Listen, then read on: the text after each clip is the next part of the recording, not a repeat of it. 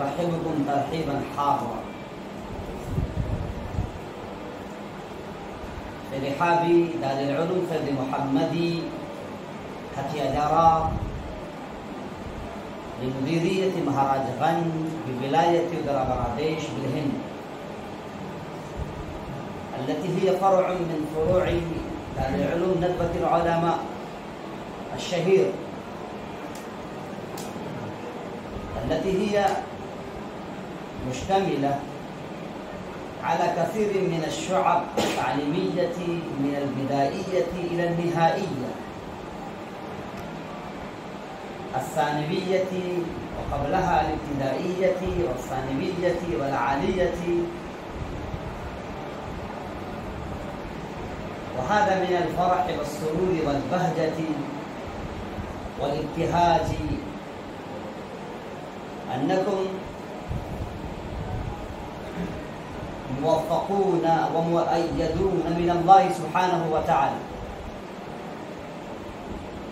الذي أتحفكم بهذه النعمة الجليلة الربانية السماوية، وبهذه النعمة النبوية التي زين النبي صلى الله عليه وسلم والصحابة رضوان الله عنهم أجمعين بهذه النعمة الجليلة، وهي العلوم الدينية، العلوم الربانية، العلوم السماوية، العلوم التي أرسل النبي صلى الله عليه وسلم بها في هذا الكون وفي سائر الإنسانية في الشرق والغرب والشمال والجنوب. كما قال الله سبحانه وتعالى عن النبي صلى الله عليه وسلم: يا أيها الناس إني رسول الله إليكم جميعا.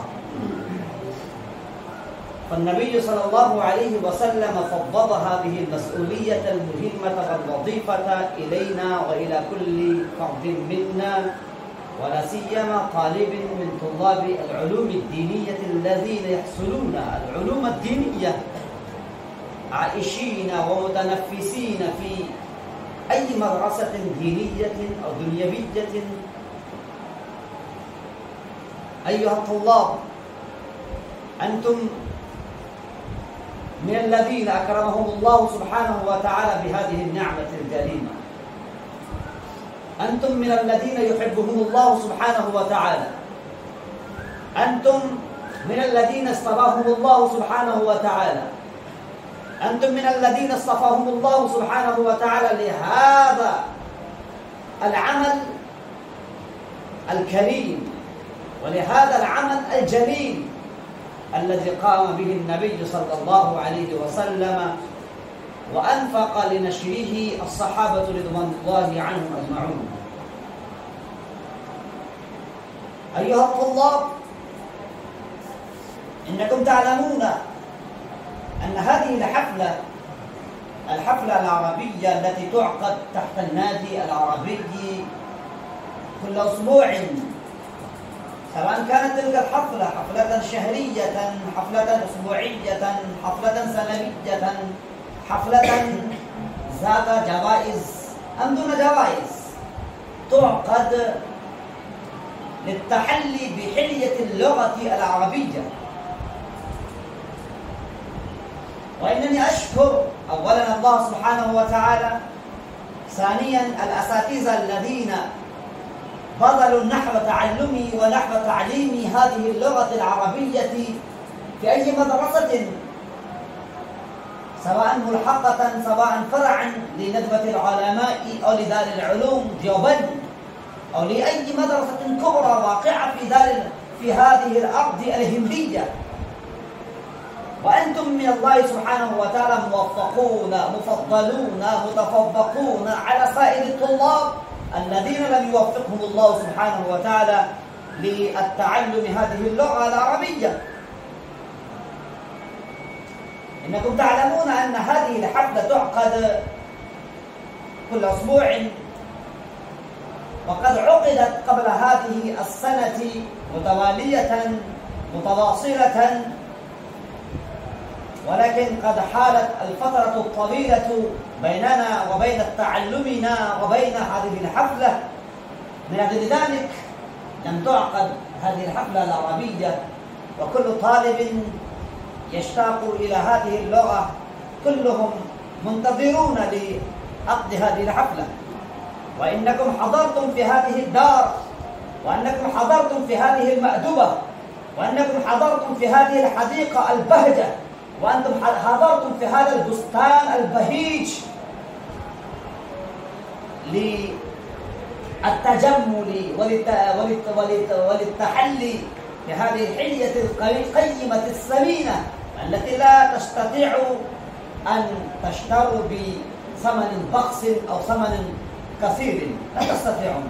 ما لديكم أي استطاعة أن تشتروا هذه الفرصة التي أتاحكم الله سبحانه وتعالى. كما قال أخي الأستاذ ذل الرحمن أن اللغة العربية أو اللغة الإنجليزية هما لغتا شهيرتان في العالم كله. نعم، وكل من له أي إلمام بهاتين اللغتين. وإنني خاصة أركز عنايتكم على أن تفوقوا وتفضلوا اللغة العربية على سائر اللغات الأخرى. ولا أنكر أبدا ألا تحصلوا ولا تتعلموا اللغة الأخرى. إنني أقول أن تحصلوا وأن تتعلموا كل اللغات، كل لغة توجد في العالم كله، كل لغة، سواء كانت لغة إنجليزية، لغة فارسية، لغة أردوية، لغة بنجالية، لغة فرنسية، لغة تركية، ولغات مختلفة هناك توجد في العالم كله. عليكم تتعلموا كل اللغة حتى تكون لكم مهارة تامة وجولة وصالة ويد طولة في كل لغة، حتى يتعجب كل من ينظر إليكم ويفتخر بكم أهل الدنيا كله، ولا سيما أهل سكان الهند المسلمون. ولكن أيها الطلاب، إنني خاصة في هذا الموقع وفي هذه المناسبة، مناسبة للنادي العربي ومناسبة هذه الحفلة يعني العربية، إنني أركزكم وأرشدكم وأوجهكم إلى التعلم وإلى بذل الجهود الجبارة نحو تعلم هذه اللغة العربية. هذا من الأسف الطلاب للمدارس العربية إنهم سيكونون ندويين أو قاسميين أو مظاهرين أو كثير من الملقبات تنسب إليهم، رغم ذلك أنهم لا يستطيعون أن يتكلموا ويعبروا عما في أنفسهم في لغة عربية أو في لغة إنجليزية أو في لغة أخرى تعلم وتدرس في تلك الدار التي قد عاشوها زمنا طويلا. هذا من الأسف. نحن ندرسكم مجانا، لا نأخذ منكم ربية ولا أجرة، رغم ذلك إنكم لا تضيعون، لا تحصلون هذه اللغة. كيف أنتم أيها الطلاب؟ ماذا تجيبون يوم القيامة حينما يسألكم الله سبحانه وتعالى ويسألكم الرب؟ ماذا تجيبون عن ذلك؟ نحن ندرسكم مجانا، لا نأخذ منكم أجرة، لا نسأل إلا الله، إن أجري إلا الله، إلا على الله سبحانه وتعالى. أيها الطلاب، إنني أنصحكم أن تبادروا إلى تعلم هذه اللغة العربية. جزاكم الله أحسن جزاء، وأرجوكم أن تكونوا وتستعدوا للأسبوع الآتي وتقدموا هناك مرتجلين، وبعدما تحفظوا الاقتباسات والعبارات الأدبية من كتب مختلفة عن العناوين، عن المواضيع التي تعلق والتي تعلن عنها إن شاء الله. جزاكم الله أحسن جزاء. أشكركم وأشكر أخي محمد الأستاذ محمد ذل الرحمن الصديق الجليل، وأشكر مدير هذه الجلسة محمد نوشاد، وألتمس منه أن يصلح الأخطاء الكثيرة التي توجد في الخطبة والأبيات، وعليه أن يصلح هذه الأخطاء، وما لدينا أي وقت أن نصلح ونوجه ونرشد إلى تلك الأخطاء. وكذلك عليكم أن تهتموا بالمخرج الصحيح، بالمخرج الصحيح. مثلا هناك كثير من الطلاب الذين قالوا إنني أريد أن ألقي. ما هذا ألقي؟ هناك قاف. نحن نريد أنا أريد أن ألقي أمامكم، ألقي بالقاف الكبيرة، ألقي كيف لا ألقي؟